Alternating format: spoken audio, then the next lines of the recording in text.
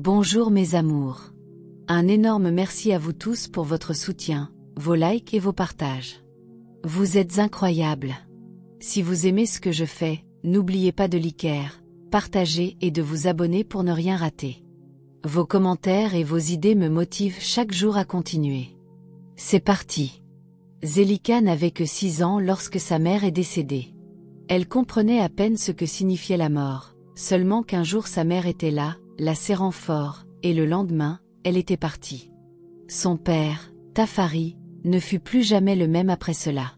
Ses yeux autrefois chaleureux devinrent distants, son rire s'estompa, et bientôt il se remaria avec une femme nommée Shani, espérant qu'elle ramènerait la lumière dans leur foyer. Mais au lieu de cela, l'obscurité s'installa. Shani ne regarda jamais Zelika avec amour. Dès le tout premier jour, elle fit clairement comprendre que ce n'était pas sa fille.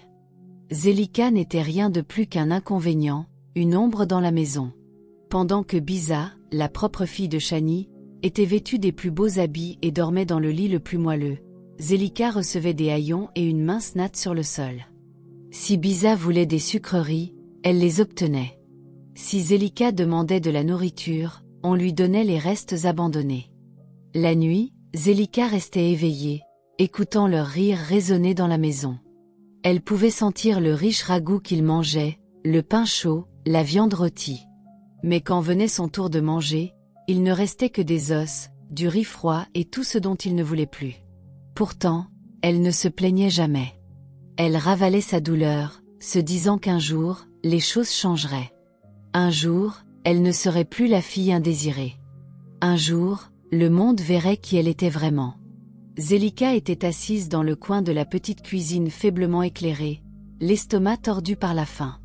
Elle entendait le cliquetis des cuillères et les rires provenant de la salle à manger, où Shani, Tafari et Biza savouraient leur repas. L'odeur de viande rôtie et de pain chaud emplissait l'air, lui mettant l'eau à la bouche. Elle attendait, espérant, priant qu'il reste quelque chose pour elle quand ils auraient fini. Après ce qui sembla des heures, elle entendit les chaises racler contre le sol. Le repas était terminé. Zelika se leva rapidement et se dirigea vers la table, le cœur battant. Peut-être que ce soir, il y aurait de la nourriture pour elle. Peut-être que Shani montrerait un peu de gentillesse. Mais alors qu'elle tendait la main vers un morceau de pain resté sur l'assiette, la voix froide et tranchante de Shani l'arrêta. « Qu'est-ce que tu crois faire ?» Zelika se figea, la main tremblante. « Oh j'allais juste. » Shani éclata d'un rire cruel. « La nourriture est pour ceux qui la méritent, pas pour les mendiants. » Les larmes piquèrent les yeux de Zelika, mais elle se mordit la lèvre et resta silencieuse. Shani eut un sourire méprisant et pointa le sol du doigt. « Si tu as faim, mange avec les chiens. » Les yeux de Zelika s'écarquillèrent d'horreur en voyant la gamelle en métal sale par terre, remplie de restes, d'os, de morceaux de viande à moitié mâchés et de pain détrempé. Le chien de la famille l'avait déjà léchée, la laissant couverte de sa salive. Son estomac se retourna. C'était pire que tout ce qu'elle avait jamais imaginé. Elle se tourna vers son père, le suppliant silencieusement de dire quelque chose, d'arrêter cela. Mais Tafari ne la regarda même pas. Il soupira simplement et s'éloigna, comme si elle n'existait pas. Biza, debout à côté de sa mère, ricana de la misère de Zelika. Zelika serra les poings. Elle ne le ferait pas. Elle ne leur donnerait pas cette satisfaction. Elle se détourna, déterminée à endurer la faim. Mais alors que la nuit s'éternisait, son estomac se crampa de douleur.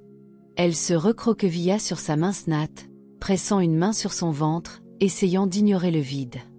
Les heures passèrent, la faim ne fit qu'empirer. Son corps était faible, ses mains tremblaient. Elle se sentait étourdie. Puis, contre sa volonté, ses pieds se mirent à bouger lentement. Elle retourna dans la cuisine, ses jambes la portant à peine. Elle fixa la gamelle immonde. Les restes étaient toujours là. Le chien avait déjà mangé à sa faim et dormait maintenant dans un coin. Les larmes brouillèrent sa vision alors qu'elle s'agenouillait. Ses mains tremblaient tandis qu'elle ramassait un petit morceau de pain à moitié mangé. Elle hésita. Elle voulait le jeter, crier, se battre. Mais son estomac se tordit violemment, et avant qu'elle ne puisse s'arrêter, elle prit une bouchée. Le goût était horrible, rassis, froid, mêlé de saleté. Mais elle se força à mâcher. Un sanglot s'échappa de ses lèvres alors que les larmes coulaient sur son visage. Elle se sentait brisée, humiliée. Et à cet instant, en avalant cette bouchée amère, elle fit une promesse silencieuse. Un jour, cette douleur prendrait fin. Un jour, elle n'aurait plus jamais à se soumettre à eux. Un jour, les rôles s'inverseraient. Les jours devinrent des semaines, les semaines des mois, et la vie de Zelika devint un cauchemar sans fin. Chaque matin, avant même le lever du soleil, elle était debout, frottant les sols avec ses mains meurtries, transportant de lourds seaux d'eau et lavant des piles de vêtements pendant que Shani et Biza dormaient confortablement. Elle n'avait pas le droit de manger avant que tout le monde ait fini, et même alors, on ne lui donnait que des restes. Parfois, il n'y avait pas de nourriture du tout. La cruauté de Shani n'avait pas de limite. Si elle trouvait la moindre trace de poussière, elle versait de l'eau sale sur le sol propre de Zelika et la forçait à recommencer. Si elle était de mauvaise humeur, elle tirait les cheveux de Zelika, la giflait ou la tirait par le bras, ses ongles s'enfonçant dans sa peau. « Tu n'es rien », ricanait-elle. « Tu devrais être reconnaissante que je te laisse même rester ici. » Biza, sa demi-sœur, n'était pas meilleure.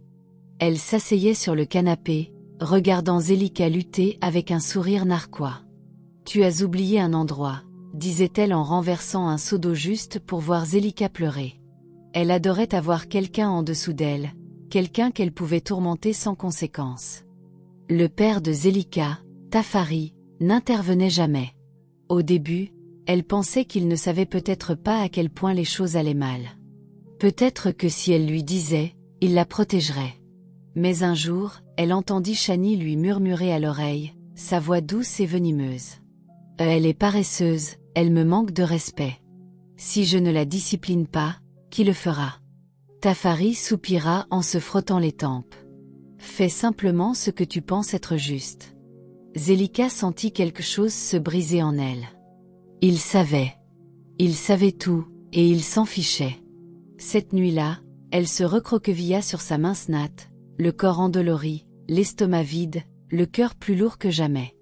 Elle entendait Biza rire dans son lit doux et chaud, chuchotant à Shani à propos d'une nouvelle robe qu'elle voulait. Zelika ferma les yeux très fort, se forçant à ne pas pleurer. Les larmes ne changeraient rien. Elle pensa à sa mère. Serait-elle fière de la fille que Zelika était devenue? Une fille traitée comme une servante dans sa propre maison, une fille qui mangeait avec les chiens, une fille impuissante? Non, elle ne serait pas fière. Zelika réalisa quelque chose à ce moment-là. Elle ne pouvait pas attendre un miracle. Personne ne viendrait la sauver. Pas son père, personne. Si elle voulait une vie différente, elle devrait la prendre elle-même. Elle n'était plus faible. Elle resta allongée dans l'obscurité, écoutant le bourdonnement silencieux de la nuit, son esprit en ébullition. Elle ne savait pas comment ni quand, mais un jour, elle quitterait cet endroit. Un jour, elle aurait du pouvoir. Un jour, elle n'aurait plus jamais faim. Et quand ce jour viendrait, les personnes qui l'avaient blessée regretteraient d'avoir jamais pensé qu'elle était inférieure à eux. Le soleil se couchait sur le village quand Tamani arriva chez Tafari. C'était un marchand bien connu, un homme d'une grande richesse et influence. Vêtu de robes fines et de bijoux en or, il descendit de sa grande calèche, ses yeux vifs scrutant la modeste maison devant lui. Il était venu pour affaires, mais ce qu'il vit ce soir-là allait tout changer. En entrant dans la maison, un son doux attira son attention. Ce n'était pas le bruit des rires ou des conversations, c'était le frottement silencieux et rythmé d'une brosse contre le sol. Ses yeux suivirent le son et là, dans le coin, il la vit. Une jeune fille courbée, ses bras minces frottant le sol avec des mouvements lents et fatigués. Sa peau sombre était couverte de bleu, ses doigts étaient à vif et rouges à force de travail incessant. Ses vêtements étaient déchirés, ses pieds nus. Elle leva les yeux une seconde seulement, et Amani vit son regard, vide, épuisé, mais recelant quelque chose de plus profond, une force tranquille. Avant qu'il ait pu dire un mot, une voix aiguë emplit la pièce. « Tu as oublié un endroit, fille inutile. » Amani se tourna juste à temps pour voir une femme, grande, au visage fier et cruel, jetait un morceau de pain sur le sol près des pieds de la jeune fille. La fille, Zelika, tressaillit mais ne cessa pas de frotter. « Si tu as faim, mange », dit Chani avec un sourire narquois. « C'est tout ce que tu vaux. » Biza, la fille plus jeune assise à côté d'elle, ricana comme si tout cela n'était qu'un jeu. Tafari était assis tranquillement sur sa chaise, faisant semblant de ne pas entendre. Amani sentit quelque chose brûler dans sa poitrine. Colère, dégoût, pitié. Il avait voyagé dans de nombreux endroits, rencontré toutes sortes de gens, mais il n'avait jamais rien vu de tel. Un enfant traité comme s'il n'était rien, moins que rien. Il regarda Zelika hésiter, son estomac gargouillant. Elle n'avait pas mangé de la journée, peut-être plus longtemps. Lentement, elle tendit la main vers le pain, ses doigts effleurant le sol poussiéreux. Amani serra les poings. Il voulait parler, il voulait arrêter cela, mais il se força à rester silencieux. Pas encore. Au lieu de cela, il s'assit à table, son expression indéchiffrable. « Tafari, » dit-il calmement, « parlons affaires. » L'humeur de Chani changea instantanément. Elle afficha son plus doux sourire et accueillit Amani comme un invité respecté, ordonnant à Zelika de servir le thé. Amani remarqua comment la jeune fille bougeait, prudente, attentive, comme si elle craignait de commettre la moindre erreur. Pendant qu'il parlait, Amani continuait d'observer. Il vit la façon dont Zelika évitait le contact visuel, la façon dont ses épaules étaient voûtées comme si elle s'attendait toujours à recevoir un coup. Il remarqua comment Tafari évitait de la regarder, comme s'il prétendait qu'elle n'existait pas. Au moment où la réunion se termina, Amani avait déjà pris sa décision. Il ne pouvait pas la laisser ici.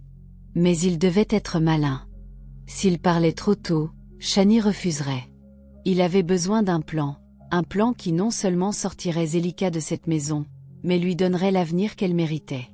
En sortant de la maison, l'air frais du soir caressant son visage, il jeta un dernier regard en arrière. Zelika était toujours là, frottant toujours silencieuse. Pas pour longtemps, pensa-t-il. Pas pour longtemps. Le lendemain matin, le soleil venait à peine de se lever quand Amani revint. Sa calèche entra dans le village, ses roues soulevant la poussière. En descendant, sa longue robe flottait derrière lui. Cette fois, il n'était pas là pour les affaires. Il était là pour quelque chose de bien plus important.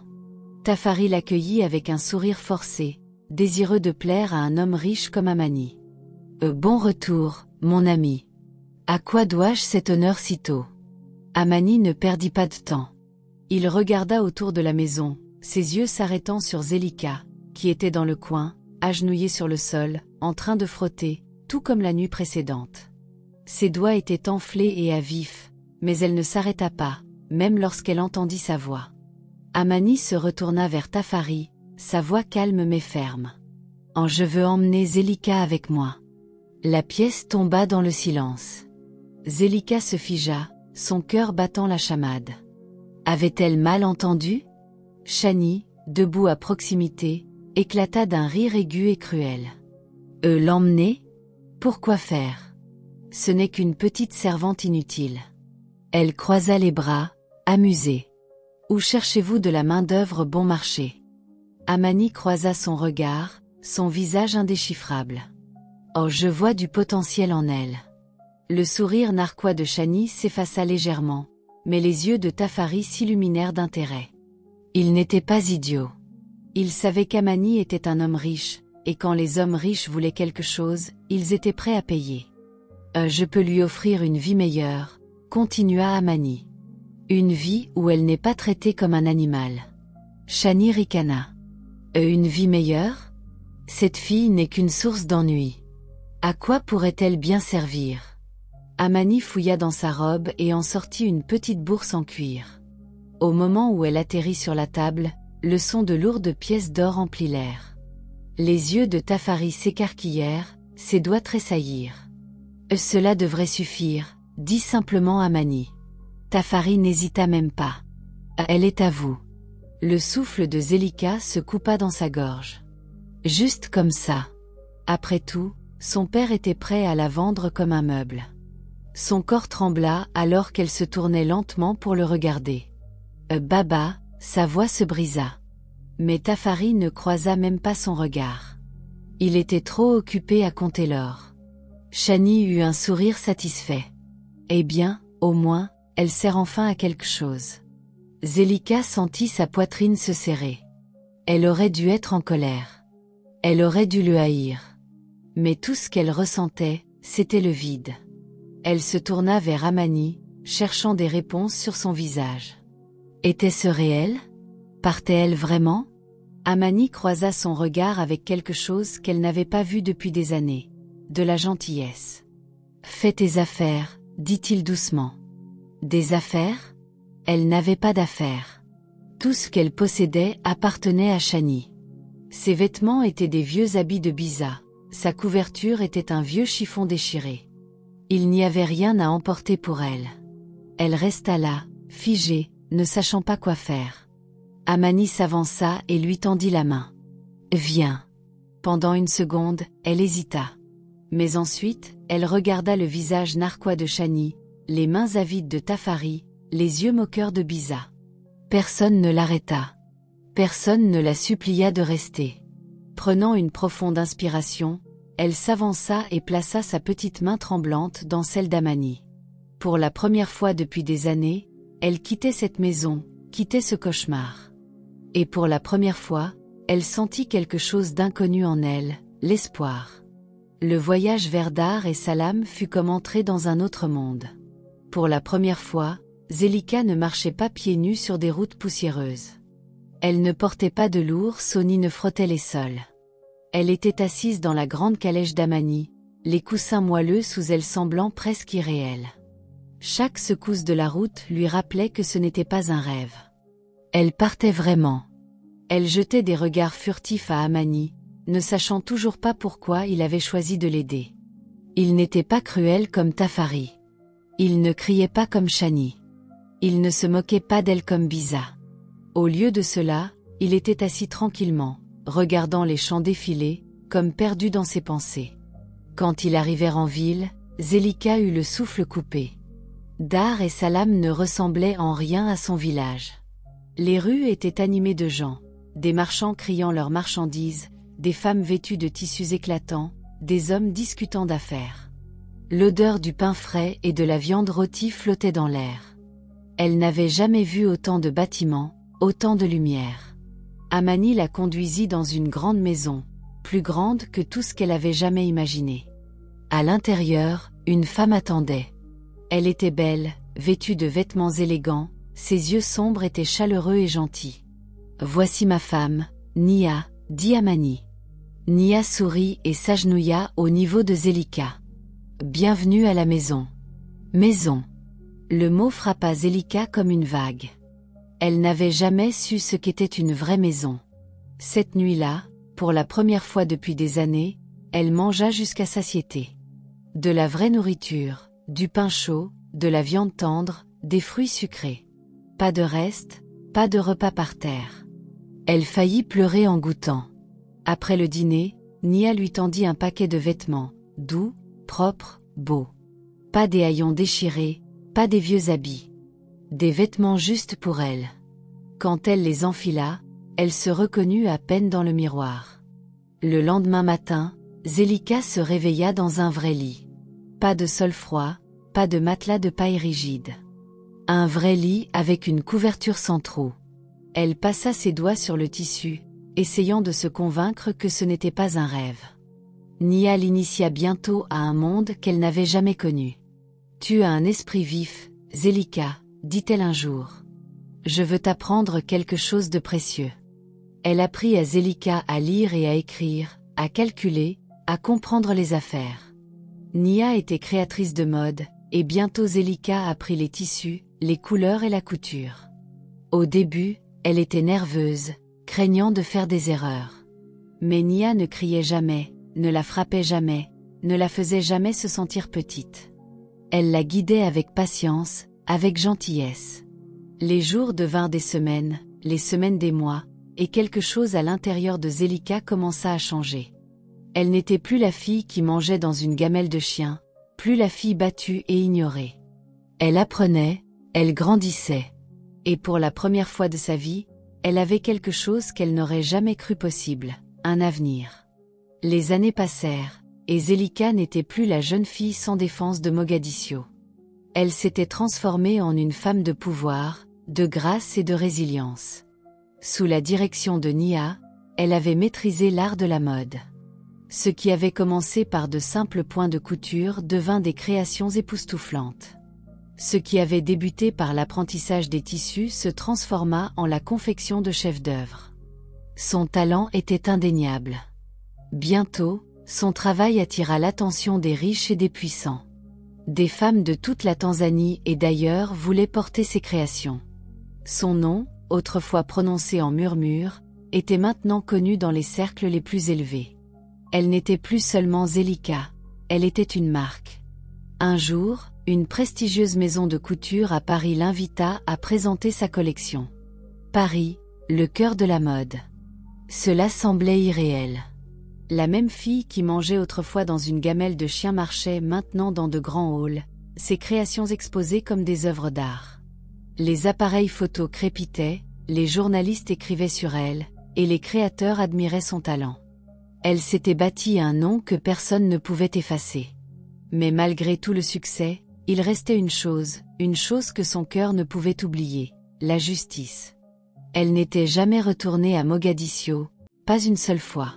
Mais elle savait ce qui s'était passé après son départ. Tafari avait tout perdu. Sa cupidité l'avait consumé et il avait pris des décisions imprudentes. Chani, autrefois la reine de la maison, était tombée en disgrâce. Bisa, qui riait autrefois des souffrances de Zelika, luttait maintenant pour sa survie. Zelika avait rêvé de ce moment, de les voir faibles, impuissants, désespérés. Elle voulait qu'ils ressentent ce qu'elle avait ressenti autrefois. Puis, le destin lui offrit l'occasion parfaite. Une lettre arriva, un appel désespéré d'une femme de Mogadiscio. Nous avons tout perdu. S'il te plaît, Chani. Les doigts de Zelika se resserrèrent sur la lettre. Un lent sourire se forma sur ses lèvres. Les rôles s'étaient inversés. La voiture avançait lentement sur les routes poussiéreuses de Mogadiscio, un endroit qu'elle appelait autrefois chez elle. Mais cette fois, elle n'était pas la fille faible et affamée qui se cachait dans l'ombre. Elle n'était pas la fille qui frottait les sols ou mangeait dans une gamelle de chien. Elle était quelqu'un de nouveau, quelqu'un de puissant. Elle sortit de la voiture de luxe noire et élégante, ses talons claquant contre le sol. L'air devint immobile. Les gens se tournèrent pour regarder. Les femmes chuchotèrent, les hommes se donnèrent des coups de coude. Était-ce vraiment elle? La fille dont ils avaient eu pitié autrefois, la fille qui avait été traitée pire qu'un animal? Zelika garda la tête haute, vêtue d'une tenue valant plus que tout ce que le village entier avait jamais vu.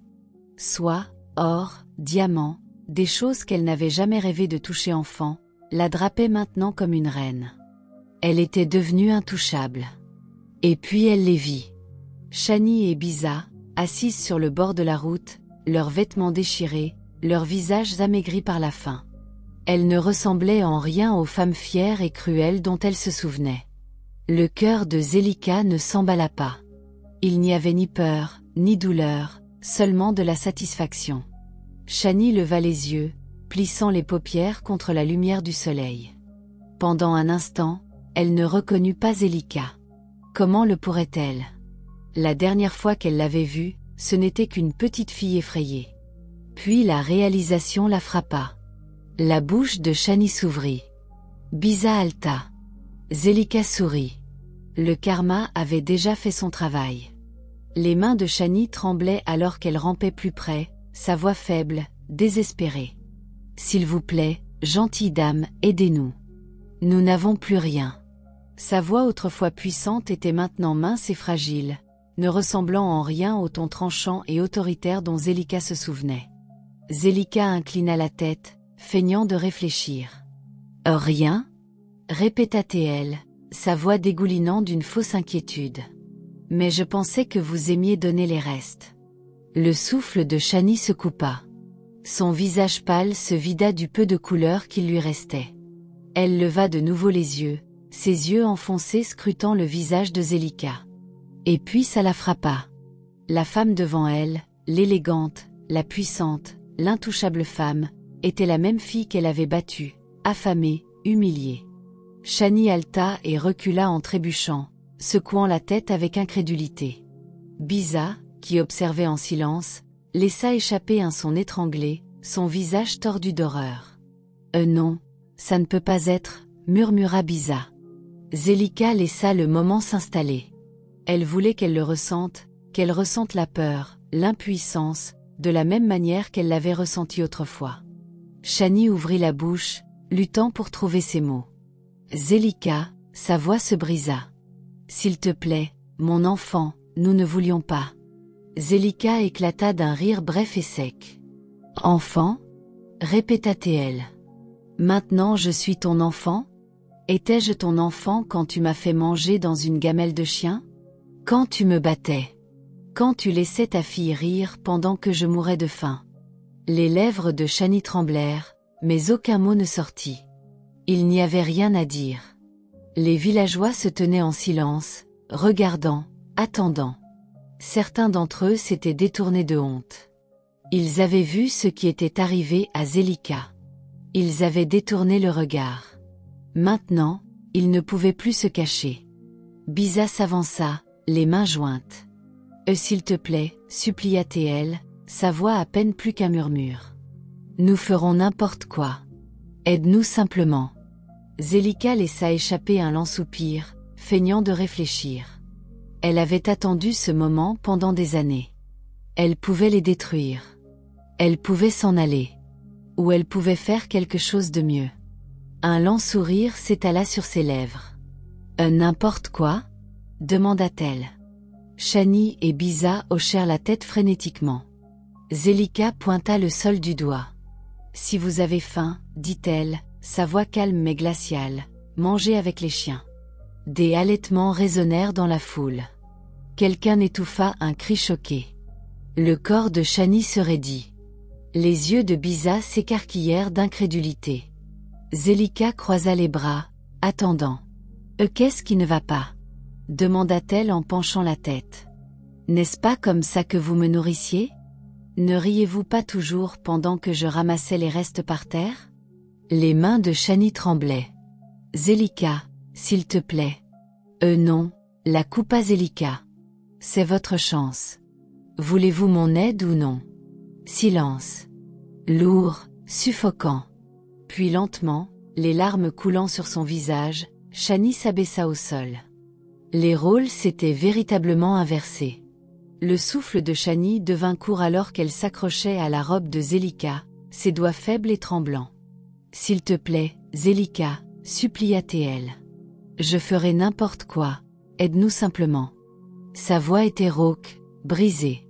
La même voix qui commandait, insultait et riait de Zelika tremblait maintenant de désespoir. Zelika baissa les yeux sur la femme qui avait été si puissante, si cruelle. La femme qui lui avait volé son enfance, l'avait dépouillée de sa dignité et l'avait réduite à moins qu'un animal.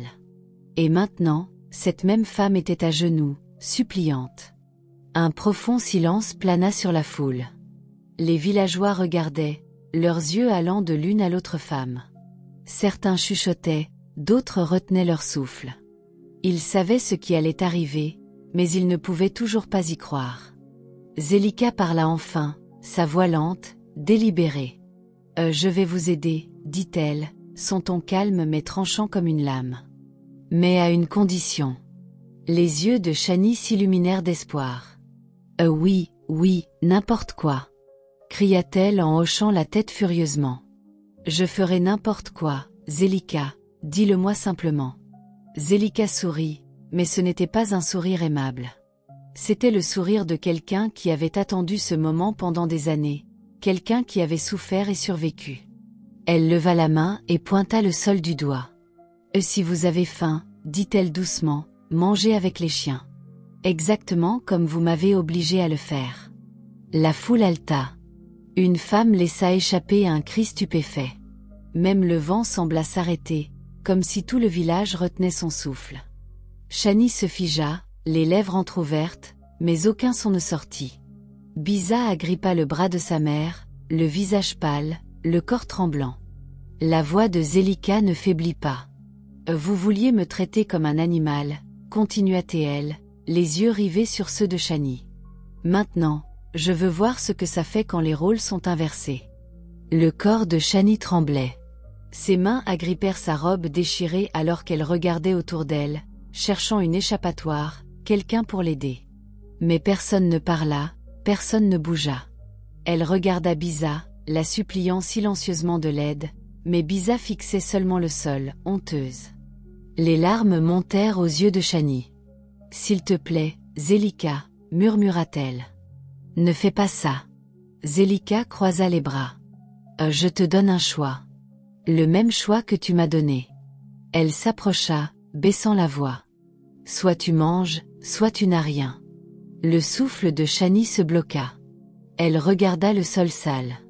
La gamelle du chien était à proximité, remplie de restes, tout comme ceux qu'elle jetait autrefois aux pieds de Zelika. Son corps se raidit, puis lentement, douloureusement, elle s'abaissa sur les mains et les genoux. Les rôles s'étaient inversés. Le corps de Shani se raidit, sa respiration superficielle alors qu'elle fixait la gamelle sale du chien sur le sol. Le même genre de gamelle dans laquelle elle avait autrefois forcé Zelika à manger.